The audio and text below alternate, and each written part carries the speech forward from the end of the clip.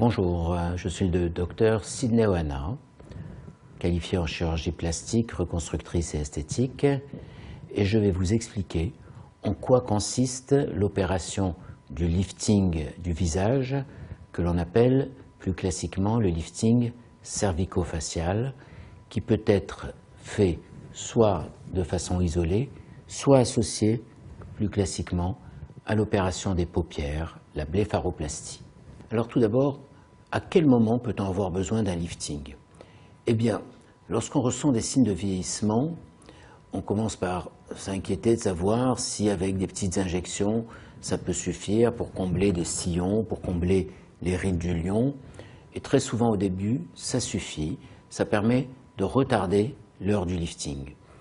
Et l'heure du lifting peut arriver vers la cinquantaine, la soixantaine, parfois un peu plus tôt, parfois un peu plus tard, ça dépend de la nature et des tissus de chacune ou de chacun. Actuellement, dans notre demande de lifting, on observe 80% de demandes féminines, 20% de demandes masculines, mais les hommes demandent de plus en plus souvent et on va arriver à une demande de l'ordre de 30 à 40% pour les hommes, comme aux États-Unis. Les signes de vieillissement qui amènent à décider de faire un lifting, ce sont principalement le relâchement de l'ovale avec les bas joues qui pendent, le relâchement du cou avec les formations de fanons, le relâchement de la queue du sourcil que l'on corrige par une remise en tension de la zone temporale. Donc le lifting permettra de corriger la zone temporale, la zone cervicale et la zone jugale. Ce sera un lifting cervico-facio-temporal. On observe sur ce schéma les stigmates du vieillissement au niveau du cou, des bas-joues, de la zone temporale. Et le but recherché, c'est de redessiner un angle cervico-mentonnier de jeunesse, un bel ovale et un regard ouvert.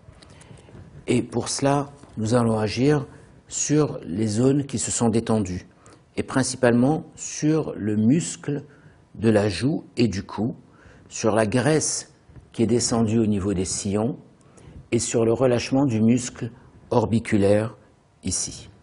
L'incision est réalisée dans les contours de l'oreille, en épousant les contours et derrière l'oreille. Dans la zone des cheveux, de façon discrète, ça permet, lorsqu'on a fait un décollement de la peau et du muscle, de remettre en tension le muscle et de retirer la peau excédentaire. Lorsque l'on a un problème de paupières associé, on enlève les poches graisseuses et on retend la peau, aussi bien en bas qu'en haut. C'est la blépharoplastie supérieure et inférieure. L'intervention peut être réalisée soit sous anesthésie locale, soit sous anesthésie locale potentialisée par un sédatif. Et elle dure à peu près 1 heure par côté pour remettre toute cette région en tension. Une nuit de clinique suffit, et par contre les œdèmes et les bleus imposent à peu près 15 jours pour reprendre une vie sociale normale. Seuls les 2 premiers jours sont un peu désagréables, cette fameuse sensation d'étau, parce que les muscles sont refixés, et après, progressivement, ces douleurs s'évanouissent, il ne reste plus que la sensibilité qui revient à la normale dans les mois qui suivent. Mais tout cela ne gêne pas la vie courante. À titre d'exemple, voici sur un visage le avant et après, où chaque fois on observe un meilleur dessin de l'angle, de l'ovale et une atténuation du sillon nasogénien. Voici un autre rajeunissement de toute cette partie du visage, en bas, avant et après. Et pour les paupières, le principe consiste à retirer les poches graisseuses qui s'infiltrent sous le muscle orbiculaire et à retirer l'excédent de peau de façon à obtenir un rajeunissement de la paupière. Donc on fait le dessin préopératoire et on fait l'intervention sous anesthésie locale. Il n'y a pas d'opposition entre la médecine esthétique et la chirurgie esthétique. La médecine esthétique permet de combler les rides, de traiter la peau par les peelings, et cela se fait en complément du lifting. C'est pas l'un ou l'autre.